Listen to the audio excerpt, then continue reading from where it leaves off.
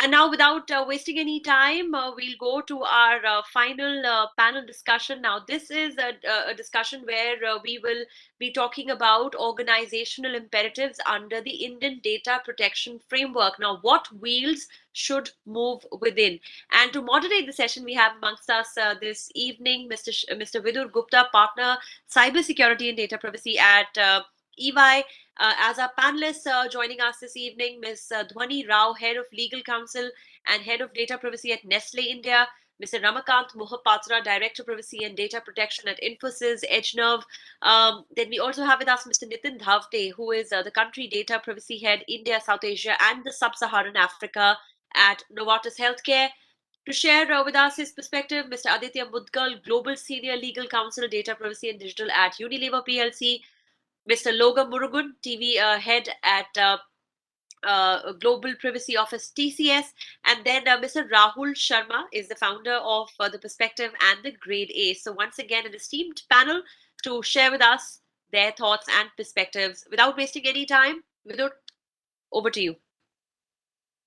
Thank you very much, Samriddhi, and a very warm welcome, everyone, and a very warm good afternoon. Thank you very much, and welcome to the last panel session for this event today, the Global Privacy and Data Protection Leadership Meet 2022. I'm so great to know that SOCHAM has picked privacy and data protection as a dedicated theme for the entire event. A quick, context. I'm sure each one of us do understand that the entire digital connectivity, while has empowered organizations, governmental departments, and even individuals on the way the services are being rendered as well as consumed. In fact, if I may call it, the entire digital mindset is now part of all the transformation effort and implementation. But with Digital India or digital as a flavor, we of course see a huge amount of uptake in personal data collection, personal data storage, and harnessing for multiple purposes. Some of them known and some of them unknown purposes as well. And in the absence of structured and comprehensive data privacy laws, the protection of personal data becomes more like a voluntary element than a mandatory. I'm sure we all understand that data privacy virtually cuts across the entire life cycle of an organization from inception, looking at how do we have trust by design, as well as in terms of our operations or compliance reporting, various things. In fact, in last few months, the much emphasized elements around ESG also has very clearly been called out with a role for privacy. Just to give an example, looking at minimizing the data for storage, that's part of an environmental pillar, or adopting and monitoring privacy program, that can support governance, and then of course things in terms of how do we define processes, how do we respect and protect privacy is in social impact. So, with me, I have a set of wonderful and esteemed panelists. Let me start the session by asking each of them for a a brief and initial thought on the entire topic itself. We started with organizational imperatives under India Data Protection Framework and what wheels should move within. On a lighter note, we all know that there are a lot of already moving data points as we see the journey of data protection regulation in last few years.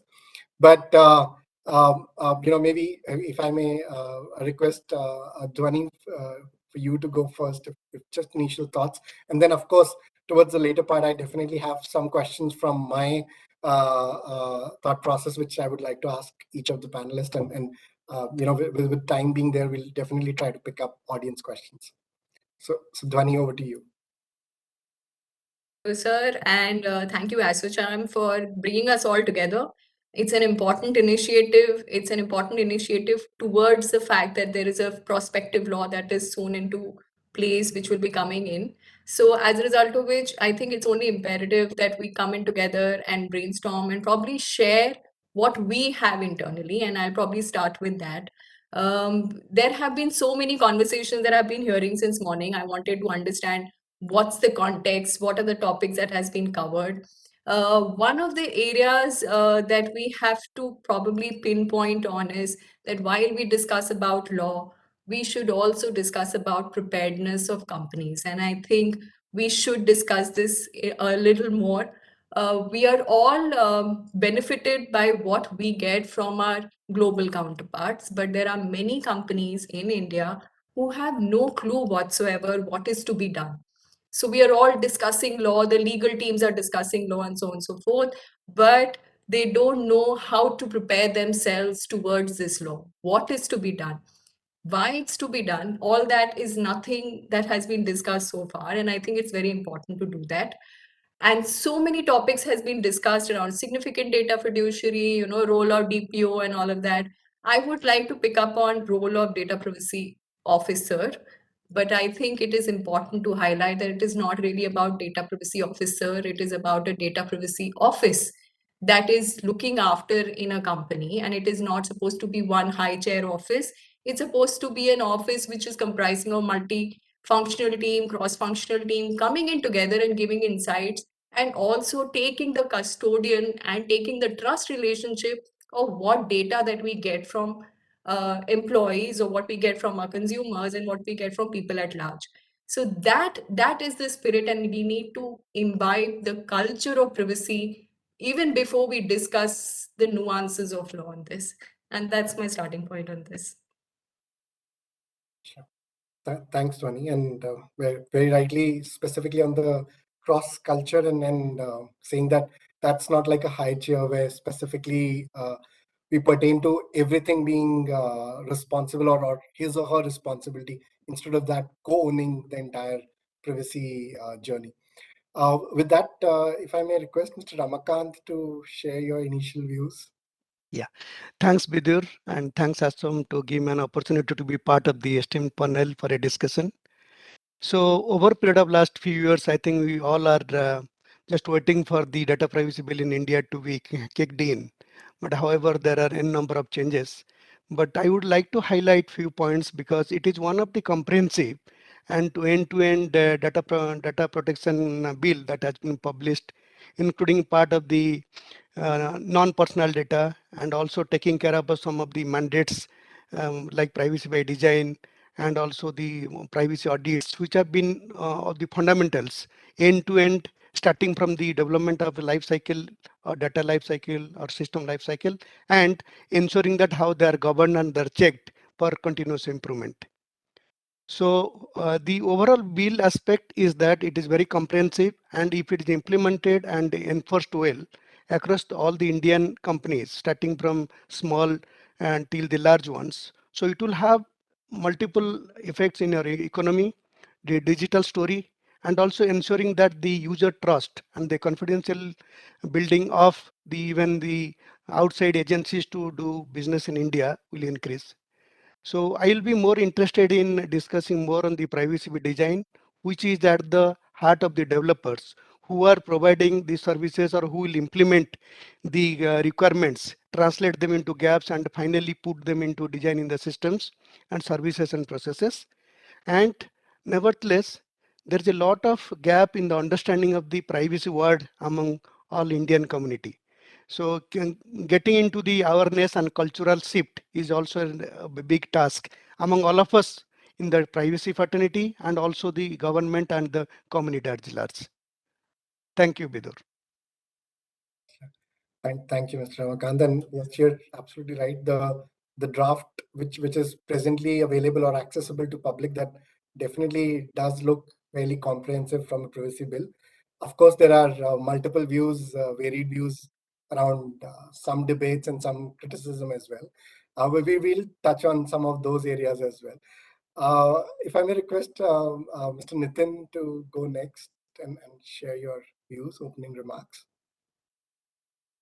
And thanks to Asocham for the invite. It's always a pleasure. So I think the way I have seen this evolve, right? I mean, a lot of the entities who are involved in the ecosystem, uh, be it individuals, be it governments, be it businesses, they have either realized the importance of data, or they have started realizing the importance of data. And and that includes, of course, the personal data part of it. So that is where we see legislations coming in to regulate the use of data. So we do have the data protection bill, which got released in December last year. Uh, Across a few borders, we have Europe, who is trying to have something similar in place through their Data Act. They have a Data Governance Act as part of their EU digital strategy. But coming back to India, I think we briefly talked about this, that we are moving towards a data economy, a more digital India, if you will, right? And but I think what is more important is that it becomes, I would say, a human-centric economy, a more inclusive data economy as well. So when it comes to complying with such kind of regulations, yes, of course, there will be compliance requirements that we need to meet. It can potentially become a tick box exercise, which we should avoid. But I think what I look more forward to is how organizations, both large, small, medium, whatever the case is, as well as governments, can look at the opportunities which the bill throws up, right, or the regulation throws up, and those opportunities can be towards building platforms. So we are aware about consent management platforms, and maybe other potential platforms to help comply with some of the principles. And these can be built by both large companies as well as startups, maybe. Developing technologies, right? So we have a whole bunch of privacy enhancing technologies which would be required to ensure the preservation of privacy of the individuals whose data is going to get processed. But I think the more important part is how all the entities involved use data in a responsible and innovative way. And thereby we end up creating products and services which solve economic and social challenges of India, right? So I would look at, apart from the compliance angle, I would look at some of the opportunities which the bill will potentially throw up, and how we grab those to better have a better digital India as such. Thanks, Vidur. Thanks, Nitin. And yes, you're right. I'm hoping that with the more clarity coming in what the Data Protection Authority be, I'm sure the enforcement should be much more stringent and much more robust rather than a compliance check itself. Yeah, I completely agree with that point. If I may request Aditya, you to share your initial thoughts. Good afternoon to you, Mr. Gupta, also my esteemed panelists, delegates watching this discussion, and the ASSOCHAM Secretariat. A special thank you to you guys. So I think it's with regard to the bill, let me begin with the adage that good things come to those who wait. It's been close to 5 years since that landmark decision of the Honorable Supreme Court in Puttaswamy. During this while, we as an industry have had an opportunity to express our views and concerns before the Justice Sri Krishna Committee in countless industry discussions and finally before the JPC. So I believe that the wheels within have not just started moving or will not start moving when when the bill becomes a law, but have actually started moving already. So we've come a long way since then, and the Honorable Minister's recent statement on the government's target to get the parliamentary approval, I think it just brings a new impetus to those proverbial wheels. While a 2-year period has been given to comply with the as being recommended by the committee, there is a mixture of anticipation and enthusiasm to get the organization compliant with the provisions of the bill as the JPC has provided. Uh, so many of us have been on this journey, like I said, since the first bill was introduced. However, India gives us so many unique challenges, in terms of the literacy that we have, the rapidly expanding digital access. So it's going to be a very unique experience. We can't copy paste the learnings that we have from foreign jurisdictions. There are challenges around the culture of privacy within India, and there's of course the internal bit around the legal team generally being the torchbearer for all things around legislations. So I intend to discuss some of the bits that we have seen within organizations that I work with or I am a part of. What are the extremely important things that need to be done in order to really put yourself in a position to be on the right side of this law and to be on the right side of our consumers' trust as well. Thanks, Aditya, and I really like the positive tone that you started with in terms of the right set of weight for the betterment of us and for a country as privacy regulation per se. With that, may I request Mr. Loga to please share your thoughts? Thanks to my co-panelists and also to the ASSOCHAM for this opportunity.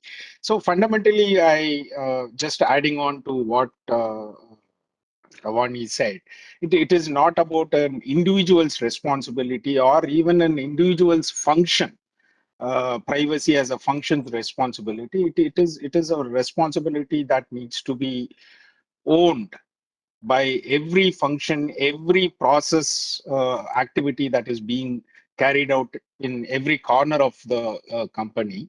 And again, while it may not be necessary under certain regulations to appoint or register certain DPOs, what is more important is the visibility or the prominence given to this function and to this office or to this entire team. It is not merely a figurative title, but then which has the ability or authority to investigate, to lay down, decide what should be the outcome. And that much empowerment and visibility should be done. And the other aspect I just wanted to highlight is it is not about, or it is not merely about compliance or regulatory requirement. It is about winning and sustaining the trust of all our customers. Again, whether the customers, individual customers, whether they are educated or not, how are we proactively protecting their information, their privacy is the key. Those are my initial comments. Sure. Thank you, Mr. Loga, for that. And yes, you're absolutely right that while a few of us had the privilege of understanding privacy, maybe from some time from because of our professional journey, maybe that's also upon us, that how do we drive that from a citizen perspective, so that while we know that large part of a country still may not be as much privacy aware per se. With that, Rahul, may I request, and last but not the least, happy to hear your initial thoughts around this. So thank you, Vidar. Thank you, ASSOCHAM, for organizing this and inviting me to this panel. As we have been hearing from the morning and also in this panel, that this is going to be a very important piece of legislation that we have seen in decades. It's going to not only drive, but also like shape the entire discourse of the digital economy and the technology that we use, the services being offered to the individuals, and how individuals interface with governments, how the individuals' rights get enforced, etc. All those things. It's going to be a very, very important piece of legislation, and hence the long duration it has taken. We are going to cover like in some on that in some of the aspects, but the fact that given that there are some rapid fundamental shifts happening, not just in terms of tech adoption getting more mainstream, but also in terms of geopolitical shifts, in terms of how principles, how the increasing democratization of individuals has given them more voice, more power. And in that context, how do we sort of balance out certain requirements that the organizations and governments need to have, and what are the rights that individuals need to have? It's very important that we have the values and the principles that we have in the real or the offline world being embedded in the online use of technologies and data services. And that should be the fundamental core that should drive the adoption and the growth. And hence, as some of the speakers already said, that we should look at it on how we can use or leverage this bill, not just to bring more effective changes and bring more trust in the digital ecosystem governance and how that interface plays out, but also use that as a model for growth, use that as to increase our leverage and partnership with other countries and regions, have more and more companies getting invested, develop more resilient and better supply chains. All those things get very important. So I'll stop here and then questions. Thank you. Sure. Thanks, Rahul, and thanks, Rahul, for sort of joining the dots that privacy has much more implication than just the data protection per se. You're trying to also link it back to in terms of how it can also enable from an economy and from other aspects as well. All right. Thanks, Rahul, and thanks everyone. So as I was saying, perhaps I have set a few questions which let me pick your brains on everyone, and maybe let me start with you, Dhwani. Whenever we start a privacy journey, we do hear from everybody that privacy impact assessment is something like a very core part to it, and is very important. Just from your experience, any uh, key elements or aspects that you would recommend or suggest to organizations who are starting their journey? And specifically, I'm saying from a context that in your experience, have you actually seen that it does sort of unearth something which people don't realize it or business don't realize it? Thank you for this question. To begin with, privacy impact assessment, yes, is very important. It features in our bill also, and I'm sure it is something that uniformly many companies are already following. But when it came to us and when we were trained how to go about it and what is to be done, few things that was preliminary to the privacy impact assessment, which is one is the concept of data ethics. So before any solution owner comes and discusses what are the gaps or what are the open areas or what the solution is all about, which entails in a privacy impact assessment, they need to understand whether ethically the data has been collected and has the data ethics principle been passed on or understood by them. So that's the first thing that needs to be understood across the organization, irrespective whether you are a solution owner who's coming to a data privacy head for a privacy impact assessment. So that principle, I ensure before taking it up with anyone, that's one thing that they should be very clear of. The second thing is about business impact assessment. Before doing a privacy impact assessment, it is very important that a business impact assessment is done for that solution. Many a times it has come across that maybe it's not so imperative for the business.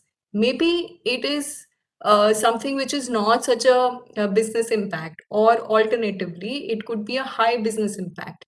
Is it worth taking the risk under privacy? And therefore, privacy impact assessment may show disproportionate measures. So, a prelude to that is a privacy impact assessment is that first do a business impact assessment.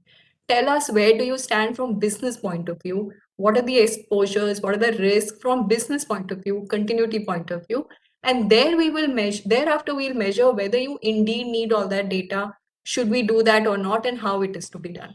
So, and obviously, privacy by design is something that needs to be done. We've talked enough about it, but more to say that every digital solution or any solution which has any impact with data in any direct or indirect manner is something that needs to be considered. So, those are starting points. Now, to your specific question on what are the things that we have seen, does it really help or not? Clearly, it does help. It starts with, while data minimization has a lot of sustainability and environment kind of narrative, but it also comes from the fact that whether you want to take the responsibility of taking so much of data while you can do with a limited amount of data. So it starts with that. So during privacy impact assessment, some common feature that I have essentially seen is that they would come with a plethora of things, simple things like, I want to send an emailer to a subscriber who wants to know more about the services of, say, for instance, Nestle over here. My question would be, why do you need address for that?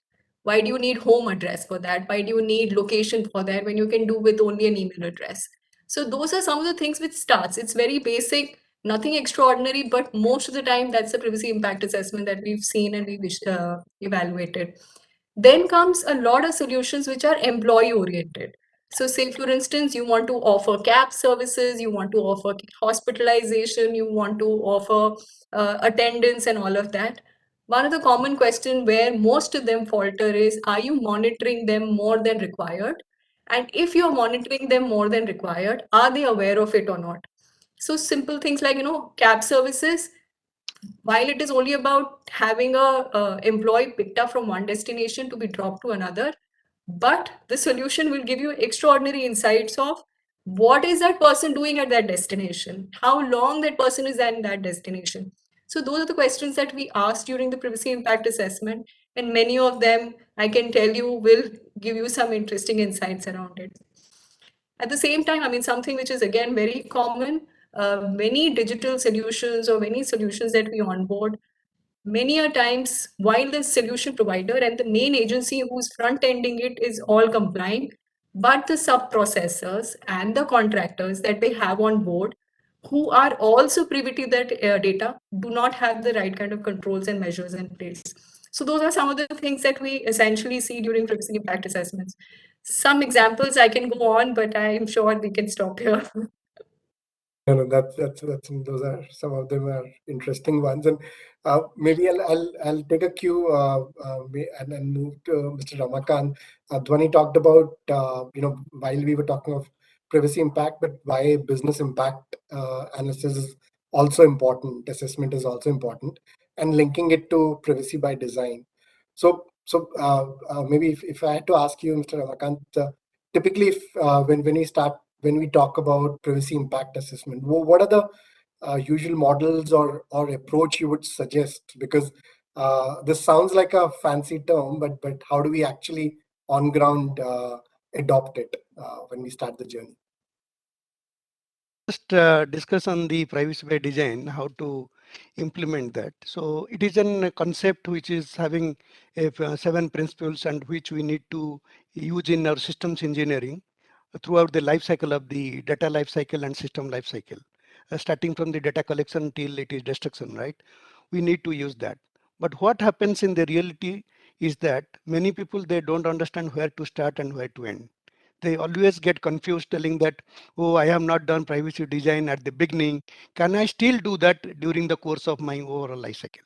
Yes, you can still do it because privacy by design concept doesn't end at the beginning or doesn't end at the end. It can be there at any stage of the life cycle. But however, if it is done at the end as a preventive measure, it saves a lot of cost and effort. Where if it is done at the later point of time, it has to incur more cost. The second point is we do not know where our data is, because it is very important to understand the residence of the personal data which is is being processed, so that we understand that where are the data sources and how it is done, what are the data flows and how the data flows are mapped, okay, cross border between different entities, between supplier and the overall the data fiduciaries. So these complications make a lot of difference because we need to understand the data aspect and the discovery and again map them, and followed by a privacy impact assessment, what Dhoni mentioned, to understand the complication, the risk that are associated with the overall the data flow. Now coming to that, we need to deploy some kind of strategies in privacy by design. There are two different strategies that can be talked about. One is about the data centric strategy and another one is process strategy. When you talk about the data strategy, then what are the different things that we need to do on the data? Maybe we have to look at about separate, minimize, hide or abstract. That is one level. Then another one, when you talk about the process strategy, it may be enforce, inform, demonstrate, and control. So these two strategies has to be uh, decided or designed for the data that we are talking about or which we are processing. So once we do that, the implementation of the overall privacy by design need not be always done in a big bang approach. It has to be done in stages. Number one. Number two, we have to do that process and strategy for different SMBs, different levels of maturity of the companies. We cannot adopt the same formula for the guys who are more matured than the guys who are less matured, because that needs different strategy altogether. And in addition to that, we should understand what is privacy by design at the end giving us, what is the result. That means what is the measurement or what is the metrics that can decide and may be one of the business differentiators and in our business or in your strategy of the compliance. So that is very important. But in addition to this, it is seen that those guys who design privacy by design, they may not be adequately trained or they may not know what to do. So definitely guidance, skill building, awareness among the companies has to be rigorous and it should be top priority in that. Also, one more things we have to understand that there is sometimes a lot of confusion between privacy by design, privacy impact assessment, privacy principles, data life cycle. So people get confused and they measure confused with the security also, right?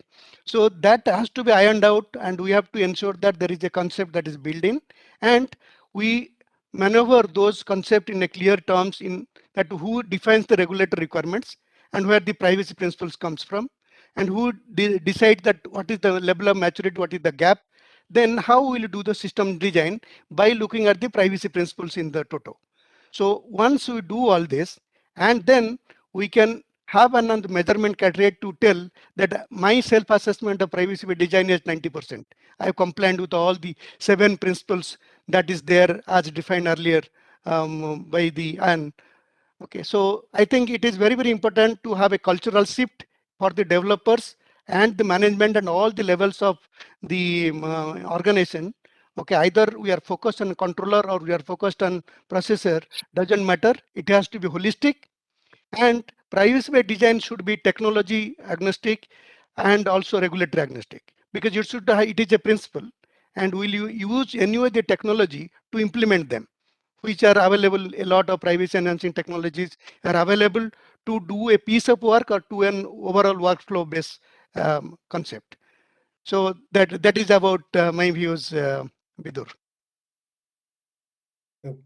Thanks, Ramakant, for that, and breaking down privacy by design in the smaller, easier steps to understand, and as well as correlating with how does it actually connect back to privacy by design, or privacy impact assessment, or privacy principles as well. Nitin, if I just move on and move to you, Ramakant also talked about the cultural shift.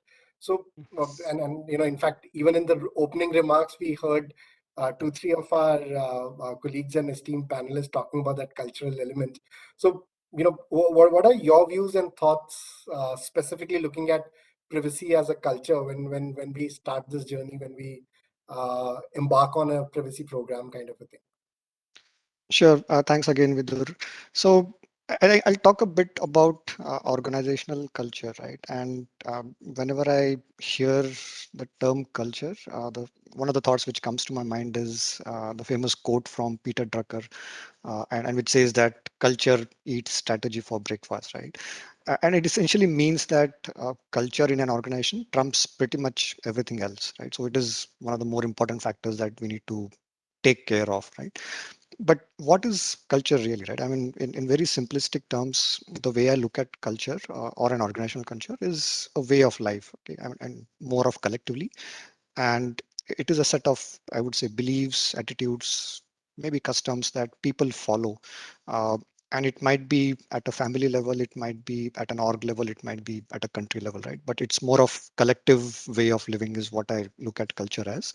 Uh, when it comes to privacy culture, uh, just to extend that same thought process, it is how we handle personal data, right? At an individual level, at an org level, are we as employees of the organization aware about the importance of this personal data? What is the risk involved when we handle personal data?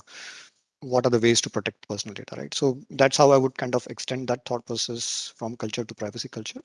uh, I think in summary, what I would say is that it's more responsible and accountable use of data, right? Why is it important? I think we heard both Dhwani and Loga talk about the data protection office should not just be the only office who is kind of concerned about privacy, right? We want the entire business to be concerned about privacy as well. But one of the key things to keep in mind as to why is that the laws are not going to be written keeping your business in mind, right? So there will be instances where privacy would, or the privacy requirements, I would say, would conflict, or there would be a perceived conflict with business requirements as well. And if you're able to align your priorities with the business priorities, you'll be able to flow with the wind, if I can call it that, not against it, right? And one analogy that I would like to bring in over here is we are aware about the AVAX solution, right? So where you have these radars hosted or mounted on top of military aircraft, they're typically called as the eyes in the sky, right? And mainly because they're able to give you advanced notification of enemy aircraft coming in and so on and so forth. And they're also treated as force multipliers, right? When you have a culture of privacy, right, in your organization, it is not only the data privacy team which is which is striving for responsible use of personal data, right? But then it is the entire organization, right? So if you are able to imbibe that sense of culture, privacy culture, I would say, within the organization, within each of the employees, you really have eyes on the ground. Just like you have eyes in the sky for AVAX, you have eyes on the ground. And that does have a huge multiplier effect, right? Because now it is not just you who is looking at data usage, whether it is really required, like what Dhani called out, are you collecting more than what is required, right? All that does mean that there are employees on the ground who are looking at this from a privacy perspective instead of just the data privacy office, right? So that's why it is, I would say, important. How do you promote this, I would say, culture of privacy? I think it's at two levels. One is we are all aware what we typically call as the tone at the top, right? So we do need management support. We do need management buy-in for the privacy program as such. But I think beyond just token support from the management, I would say that we need to get them more involved from a privacy perspective. So whenever you have, for example, any of the business town halls, you might want to invite the leaders of that function to come and talk about privacy, right? So to tell the associates why it is important. So instead of just you kind of talking about privacy all the time, have the leaders talk about privacy, have town halls, have whatever the onboarding as part of onboarding, ensure that associates are aware. But that's at a management level. Uh, at an individual level, I think we sometimes kind of forget that they are the ones who are going to handle personal data. Management very rarely handles personal data, right? So ensure that the individuals who are going to handle personal data, they are made aware about this as well. I try to do is to talk about how personal data is important in our personal lives, right? How does it impact us? How can it harm us? And so on and so forth. And once employees become aware about that, try to explain why it is equally important when they handle personal data of others, right? Because as employees of our organization, most probably you're going to handle personal data of others. It may be your customers, it may be your employees, or whatever the case is. As long as they're able to apply the same principles, which are important in our personal lives, I think that culture of privacy can be kind of built in, right? So I think in summary, if I can say that, if you are invited to the table or to the discussions early on by business teams, either because they just want to ensure that things are taken care from a privacy perspective, or if there are really privacy issues or not, right? As long as you're invited to the table early on, I think you would have made some progress in building that culture of privacy within an organization. Thanks, Vidur. Thanks, Nitin, for a fairly non-technical and a very socio-personal, flavor to it, and completely aligned to that. With that, Aditya, if I may request, your views. We all have gone through the multiple drafts, and as I said, you started with a very positive tone. The current draft that we all had access to of the privacy bill talked about some time-bound data breach reporting, which is fairly good. At least personally, as a privacy and a security professional, I feel quite excited about it. That's a fairly good move. But if all of us, as part of respective organizations and various entities within India, if we had to actually abide by it, we would also request government, the Data Protection Authority, and some of those external enablers to be there. So with that legal hat that you wear, what are those enablers you believe that government, DPA, and these entities will have to provide this entire India Inc. for this breach reporting to become fairly successful? So, Mr. Gupta, actually, the way the bill is right now, it goes to be seen what actually makes it to Parliament finally and what the Parliament agrees on. But I think in the meanwhile, I think the biggest enabler from the DPA would come in the form of codes of practice for breach reporting under Section 50. Now, I see this Section 50 as a very progressive provision in the bill. It will give us as an industry and professionals to co-create best practices along with the DPA, the sector regulators, and other stakeholders, which are custom fit for India. I mentioned at the beginning, we can't copy paste things from foreign jurisdictions given the way we are. So that, to my mind, would bring many of the concerns placed earlier on the table again. Hopefully, we can have constructive discussions with the DPA to address these concerns. The removal for the need to inform only when there's a likelihood of harm in Section 25 is a tricky one, as this could lead to breach notification fatigue, given the wide definition of a personal data breach. So I'm of the view that the approach should have been to retain this bit about the likelihood of harm being a condition to report, and more trust should have been placed on the data fiduciary's judgment. Of course, there are other provisions that come into play if the data fiduciary does not apply its judgment properly. Now, the 72-hour need, that's definitely a substantial change. It's time-bound reporting, like you said, is not a bad thing. In many cases, it would help the DPA and data principals to take the necessary steps to avoid any harm and further protect themselves. But experience has shown, at least my experience has shown, that the information available in the first 72 hours may not be entirely actionable to that extent in many cases. Uh, and the fact is that most of these data breaches are actually reported by external entities, because not every company has a strong security team. So be it the internet service provider or a CERT, and in India, even the news media at times is a source of information. So upon receiving this information from these stakeholders, the organization needs a bit of time to verify the incident and take the first steps to prevent it. Plus, for consumers today, there is generally negative feedback can mean loss of business, loss of trust. Therefore, the priority should be to prevent the breach and avoid a media frenzy, which is based on incomplete facts. So I think the DPA getting involved at a very early stage and taking away resources to provide the information. I think the resources could be better utilized in managing the situation. So going forward, the DPA should consider these concerns as well when future regulations are built. Since you spoke about facilitators, I think experience has also been that consumers themselves don't take breaches very seriously. At the same time, they're very quick to stop using a service.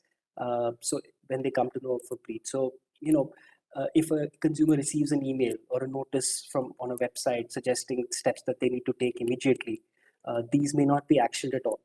So the DPA will have to play a facilitating role in educating consumers. We spoke about a culture of privacy, and that needs to be built not just within organizations, but even beyond, to get at least that basic information across to consumers, to avoid them ignoring basic security practices, avoiding panic that may create in case of a breach, and even anger directed towards the fiduciary. There's also another role that the DPA can play, which is in post-breach learnings, right? So if a breach has happened, but with one data fiduciary, that information that is provided to the DPA could be very useful for other data fiduciaries to evaluate their security, to mitigate the risk that exists, conduct risk assessment, and even allocate resources. So coordination with between data fiduciaries, other computer emergency response teams, infosec experts. This is one way that the DPA can play a major role in protecting data fiduciaries and principals alike.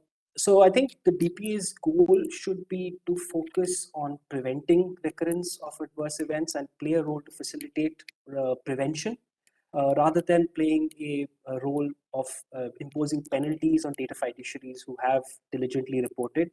And I think, a very minor point, but the DPA could also be a facilitator for better insurance products, which which can help organizations really sort of breathe easy and spend more time on preventing breaches.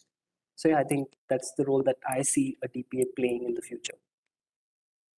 No, thanks, Aditya. Very rightly put in terms of the facilitator and actually enabling the entire set of organizations to learn from each other, kind of thing, rather than just a enforcer's role, which of course is going to be one of the key elements, but absolutely more of positive facilitation. If I may move to Mr. Loga, while we all talked about that DPO, or the data protection officer, data privacy officer, is not just a single person owning the entire responsibility. It's the organizational support and a cross-functional support. But we all understand that role as a called out one is a fairly comprehensive one, and you have a lot of internal stakeholders, you have a lot of external stakeholders. So in your experience, or from your suggestion, what are those 2 or 3 key parameters that this person, he or she, should keep in mind when they take up this role? For making the answer very short, 2 or 3. Otherwise, we can spend an hour or even a day listing out what they should be doing. So, in the interest of time, I will leave out the obvious asks that are already placed in the regulatory, like ensuring the privacy framework is robust, creating the awareness, or assessing or auditing the supply chain, whether it is from whom we get the data or to with whom we share the data, DSOs, etc. 3 things, if I would like to highlight, I would just say this. Continual discovery and mitigation. That is one primary thing. Second thing would be act as a coach and a guide. And the third thing would be robust governance. Just elaborating on these 3 aspects, the as a DPO, as an office or as an officer, need to be continually in the mode of discovering what are the risks and how do we mitigate them. How do we grab or use these opportunities to make the privacy framework more robust, and it is possible only when the office has an overarching understanding of what is the business, and understanding the nuances, so that it can create the right amount of influence or coerce the right behavior. And again, as I stated earlier, it is not the single team, but it needs to be embedded into each function, or at times even at a sub-function level across the organization. And the ability to detect when things go wrong, and or where there is a potential for things to go wrong, and how do we bring them under control, and encourage the individuals. Again, I'm reiterating what was said earlier. Encourage individuals to highlight the privacy gaps or flaws or failures, so that we can use them to increase the robustness of the privacy. So that is the first one, on continual discovery and mitigation. The second thing, acting as a coach and guide. Sometimes many functions or many people think privacy is a block on the road, or it prevents us or slows down the nimbleness of the organization. So that perception should be corrected. Privacy office, or the DPO should act as a guiding. How do I achieve that business objective, but in compliance with the regulations? What are the safety measures? What are the controls? Say, how should I be transparent? How should I enable DSR? All these things should be worked collaboratively, rather than merely saying that privacy does not allow this. That is the second most important part I would like to highlight. And the third thing, which is very important, is the governance. Whether it is the data governance itself throughout the life cycle, or what are the various changes that has happened both within the organization's processes or regulations, updates, new regulations, or at times even new interpretations of the regulations, and transmit these and get all the activities under the governance. How do we treat the outliers, and how do we bring them into normalcy? That is and creating and working with an empowered and functions or units. Those are the 3 things I would like to highlight as a top 3 items for a DPO, Vidu. Sure. No, thanks, Mr. Logan. And I'm sure, while just on a lighter note, just how to handle the stress and have immense patience when they are cross dealing with so many business stakeholders. I'm sure that would be of big help. meditation and staring into a starry sky is the medicine, Vidur. Absolutely.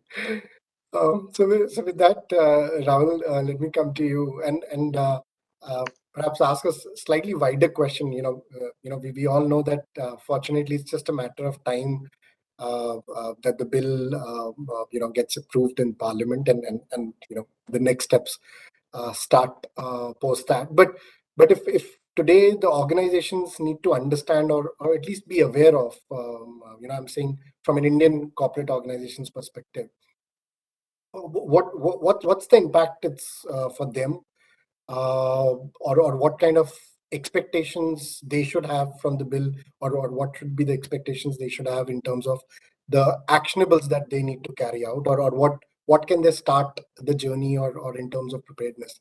So what is that in terms of if they had to, in a simpler term, understand what would their life change once this bill is enacted. Thanks, Vidhu. So that's a fairly broad question.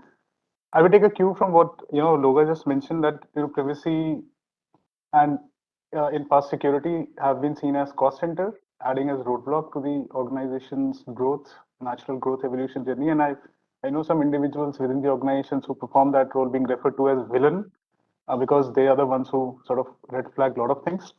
But the fact that it should be seen more as like you have brakes in your car, because that not only provides you safety but also helps you go faster when you need to. So rather than thinking of them as it's taking away the growth opportunity, I think it can catapult you into doing much bigger things. So I think that's one of the things that we need to keep in mind. Second is the law. I mean, we have seen post the JPC submission, there have been discussions, there have been conflicting statements on when the law is going to come out.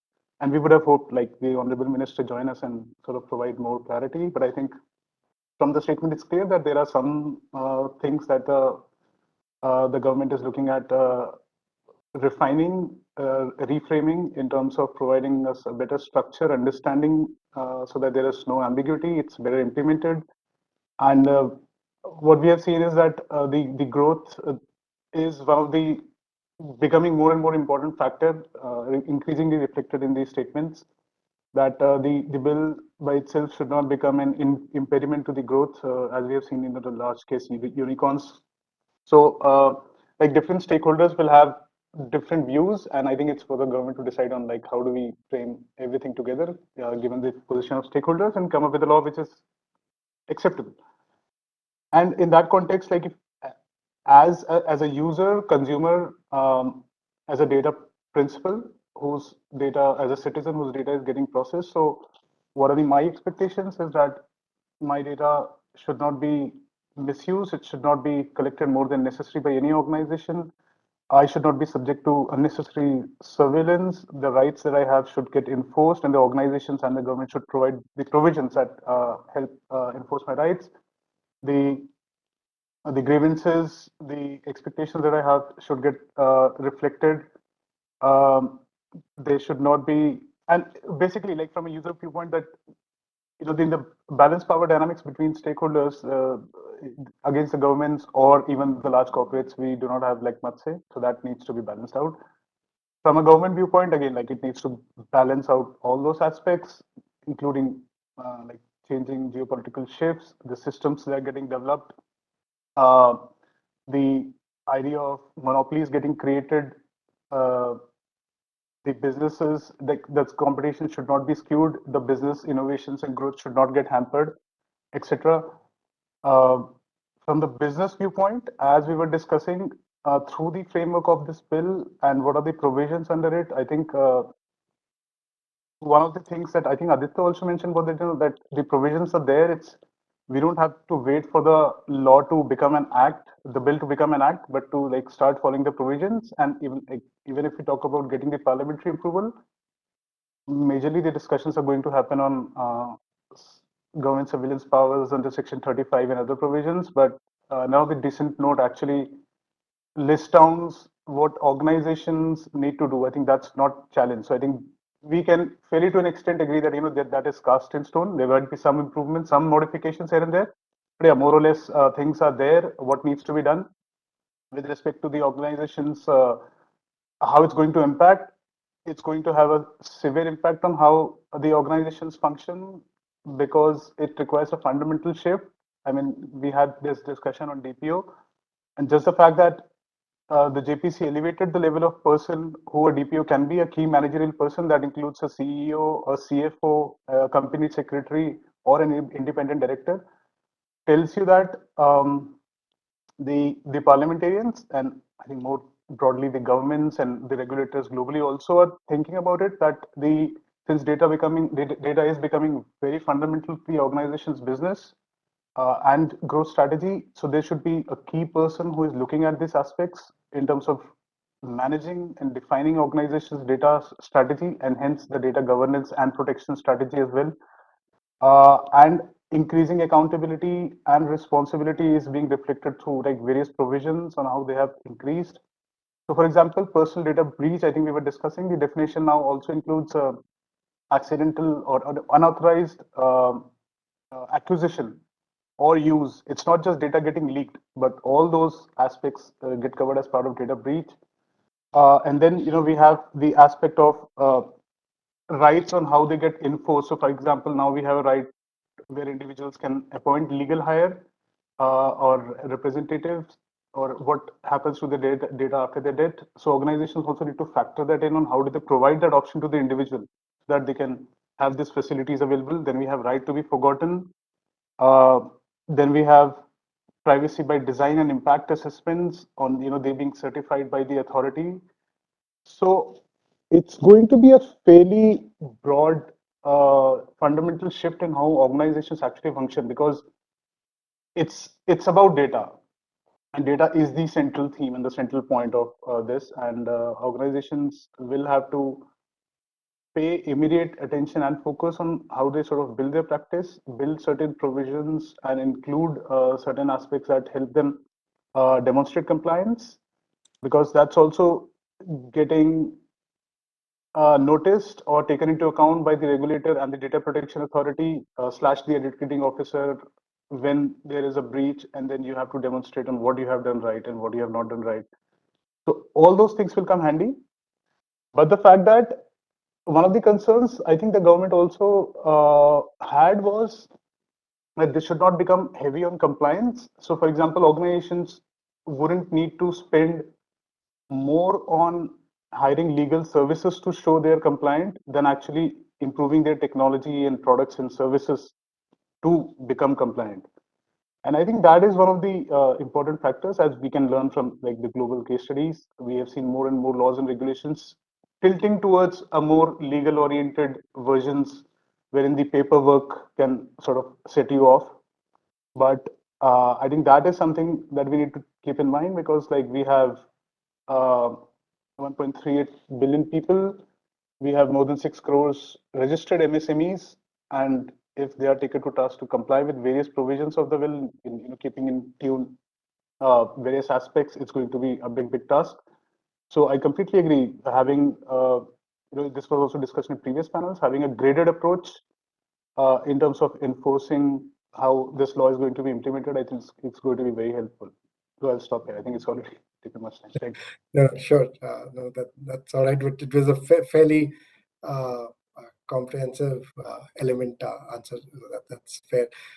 So maybe in the interest of time, because I was really keen that maybe towards the last 5-6 minutes we also try and take some audience questions. What I'll do is two or three other things which I wanted to, your views and broader panelist views. Maybe if I can ask it like a common question. While let me ask Dhwani you to comment on that. While Rahul did explain that quite a lot of expectations and quite a lot of journey which some of the entities are doing, but do you also see that some entities in India, and when I say why I'm specifically saying as India, because each one of us know that we as a culture don't start acting on it till it's till we have a stick on it on us kind of thing. Do you think some organizations are holding themselves back for this act sort of bill to actually become an act? So I do feel that, yes, when I hear from other entities and my counterparts in different companies, I do feel that they're still holding and wanting a stamp to go forward. But at the same time, I am always surprised when that approach is shown, because there is, while we have a deep data protection bill coming in and a law coming in, but there are existingly many things that are there to take care of it in some element or the other. So we have the IT data privacy rules starting 2011. We have TRI guidelines coming on DLT registrations and how unsolicited messages and all that should not be going to the consumers, how you should be making your messages. RBI guidelines on payment gateways, how your financial data should be stored for a certain period in India. There should be a mirroring of that. So there are existingly many parallel provisions that are going on indicatively towards something around data protection. So goes with the e-commerce rules and all of that. So there, it will be very uncanny that the India Inc. is actually turning a blind eye towards it and waiting for some formal charter to come in play, while the principle should have already been brought in. And at the same time, we have something which many countries don't have, as considering data privacy as a fundamental right applicable for state and non-state actors. Technically speaking, everything under it. So I don't think we should wait for a data protection bill to come in and give us stamp. In principle, we should start adopting it, and hence I feel the conversation about data ethics and culture of data privacy should be there in the organization. And as what even Nidhin was talking about, and I liked what he said, that when you talk about data, it should be that when you are, anybody is coming to you that you are processing so many data and so much of data, question should be, would you like your data to be processed in the same way? If you get to know somebody else is taking care of it in this way, would you be okay with it or not? That is the starting point. And if every company, with or without the law, with the existing law, with the fundamental right in place, if they follow this broad principle, I think we will come somewhere reach, even if the data protection bill is not there in place. So that's my thought. Thanks, Amriti. Oh, sorry. Thanks, Tony. Um, yes. Sorry, Aditya. Please go ahead. Oh, so thank you so much. So, Dhwani, some great points over there. I think there are three factors that I've identified during my conversations with most people. So, absolutely, these laws have existed, the IT rules, the TRI guidelines, etc. But I think the bane has been the poor enforcement of these, poor enforcement has led to a lack of seriousness. After all, with thousands of laws to comply with, I've seen that as general counsels, your priority would be areas that are enforced the most. So, priority would be competition law compliance. For a large company, priority may not be data protection. Priority may not be, do not call registry. So, I think that's the first factor which has led to a bit of lethargy in the space. Second, earlier when the bill was, the earlier versions of the bill did not have any period of relaxation. So there was an immediate enforcement from day one that was perceived. But now, with the recommendation of the parliamentary committee to have a 2-year period for cool off, I think this lethargy is just going to extend a bit more. The third factor, I think, is also the consumer, the demand from the consumer, which is very low. Uh, Many of my panelists have mentioned that there is a culture of privacy that does not exist even in the outside world. So it's not like consumers are really asking for it. So if consumers are not asking for it, if data principals are not asking for it, that lethargy further extends as well. It's absolutely, for a company like ours, it's a top priority. We are working towards getting whatever we can as far as implementation is concerned. However, it does not seem to translate into majority of the organizations that are managing personal data right now. Aditya. Okay. Maybe Ramakant, I'll start with you.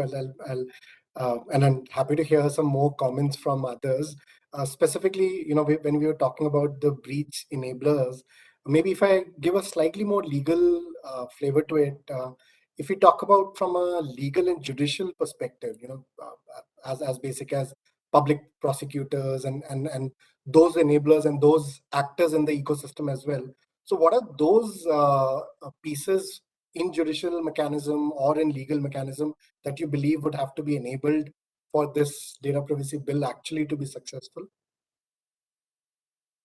Okay, I think in this data privacy bill, although there are a lot of certification process, compliance, auditing, all those mechanisms are available.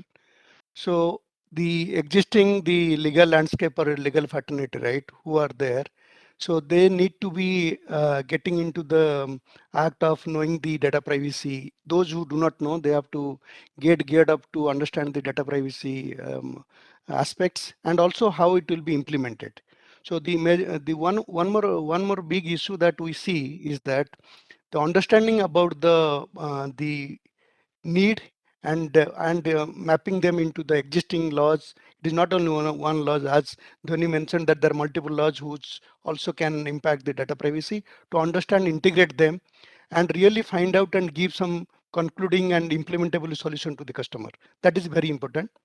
For them, the existing judicial and legal fraternity should be also have some basic awareness about the technological landscape, because that is very, very important to understand, because the way the cloud things are happening and the way the digital economy is going, maybe that level of um, uh, education, that level of understanding awareness has to be created. Nevertheless, understanding that how to investigate into the a type of breach, and end-to-end support that needs to be given, irrespective of the technical, but also to understand the data concept, the scope, and the contractual conditions that has been signed and the impact, and really ensuring that whether the penalties or the offenses that are applicable for a particular type of entity or enterprise is the key.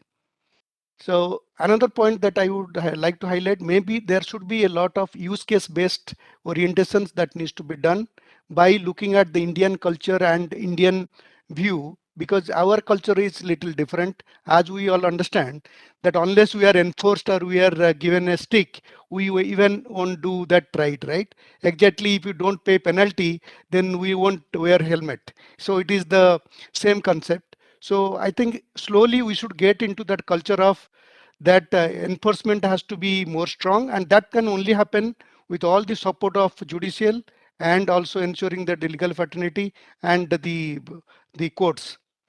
So that is one thing. But in addition to this, the guys who will be part of the data protection authorities or those who will be playing those roles, they also need to understand and also try to create a culture of sharing, okay, and knowledge building across the industry and across the country in the field of privacy.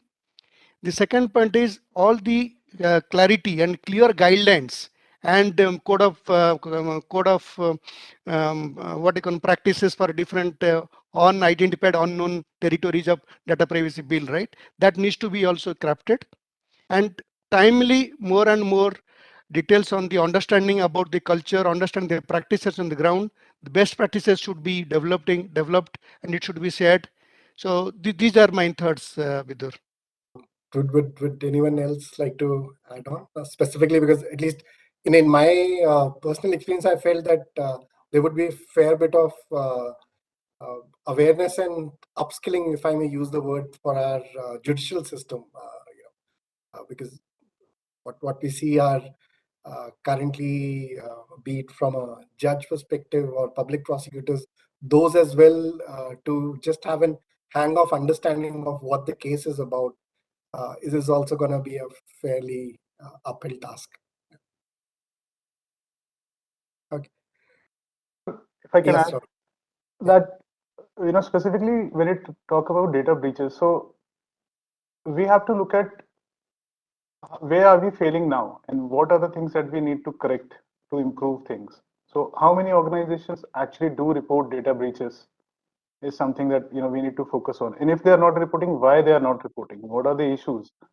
And when, because if when this law becomes an act, this bill becomes an act, it requires not only organizations to report all the breaches but also maintain a history of data breaches, so that needs to be taken into account while deciding penalties and stuff. So policy is like not statements that we make into laws, legal provisions, but how it actually gets implemented. So if we look at the current structure of this bill and how, if today that were to become a law, so how it is going to impact what we say, on ground impact on how it will make certain changes and shifts in the organizations, how they conduct business, etc. So we have to take that into account. We have to see where are things going to fail. So, for example, we want all data, data fiduciaries to register with the authority. We had, the policies need to be approved by the authority. There needs to be a data auditor. Which needs to be empaneled by the government. We have Section 43A. Certain, the government was required to have auditors who can do audits of reasonable security practices and procedures. 12 years, and there is no auditor. So we should not end up creating laws, provisions, and structures which are practically not possible, or it may create difficulties. I think that is something that, if the government is reconsidering, I think this is something that needs to be taken into account. How things are going to get implemented, what are the roadblocks, impediments, and how do we remove them? And if I think Yasucham is also making a representation, so it would be great to have inputs included in them for consideration. Absolutely. Sure, makes sense. So maybe just a last question again to all the panelists before we try and take one or two of audience questions. So I know most of the panelists here are part of large organizations, large entities, which fortunately have span across multiple geographies, multiple countries. So just sharing from your experience.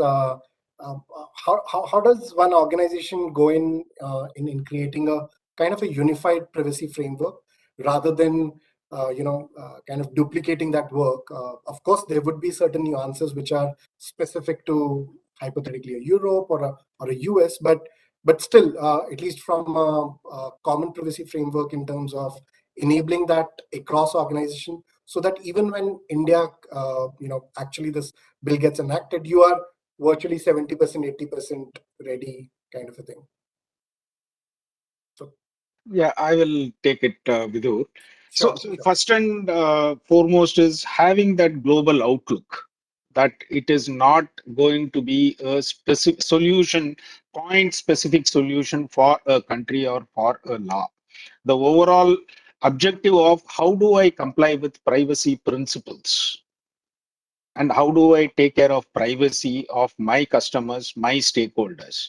We start with that, and then perhaps being from an IT industry, we sort of created a layered approach, and a plug and play sort of approach to the entire global privacy framework.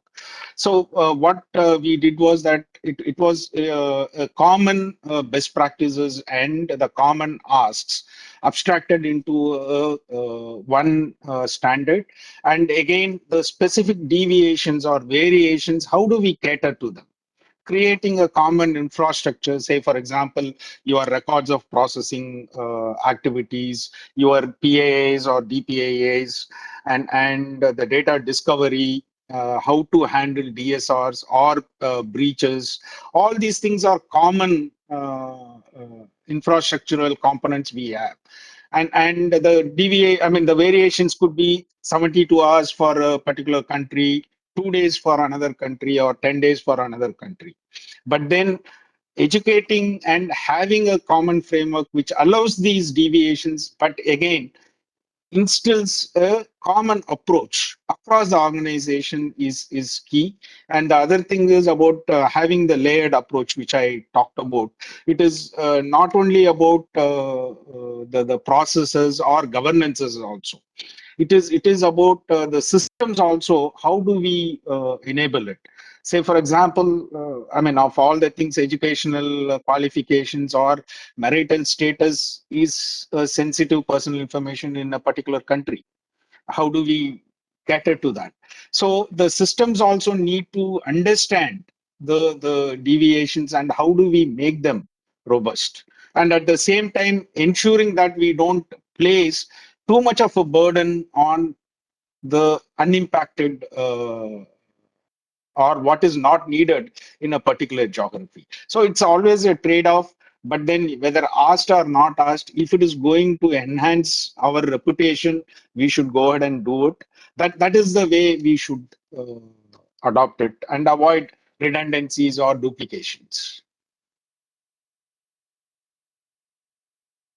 add to what Loga said as well, and I agree with the approach which he talked about. Right, it all comes to having a privacy policy to start with, which kind of distills your or summarizes requirements from across the globe to which where you operate out of into the policy, and you take into account the more common principles. Right, so the more common principles, the more common processes is what potentially you would define globally. And from there, you would go to, let's say, some of the countries which have their own nuances, or some other countries which have their own particular requirements. When we come to India, for example, we do have a few such examples. The legal basis that we have available for processing of data are not exactly in line with some of the global standards, if I can call them that, right? We do have a localization requirement, which would necessitate some changes when it comes to hosting of data systems and so on and so forth. The notice requirements might be slightly different. We have audits which are required to be done on an annual basis for some categories of fiduciaries, right? So, and so on and so forth. And some other countries may have certain other requirements. So, but yeah, start with a policy which covers most of the requirements, and then look at the local nuances and see how you comply them with them at a local level. So that's how you would look at it from an implementation perspective, at least. Thanks, Logan, and thanks, Nitin. So, with that, maybe I know we are just almost near the end. If I may request Varun or Samriti to help us with any one or two question from the audience. Vidur, I have shared the question over the chat. Okay. Just allow me. Okay. You can also, in fact, if you can also open chat, you can see few questions there. Sure. So no, I'm just going in the sequence. Maybe I'll pick up in the interest of time the first question.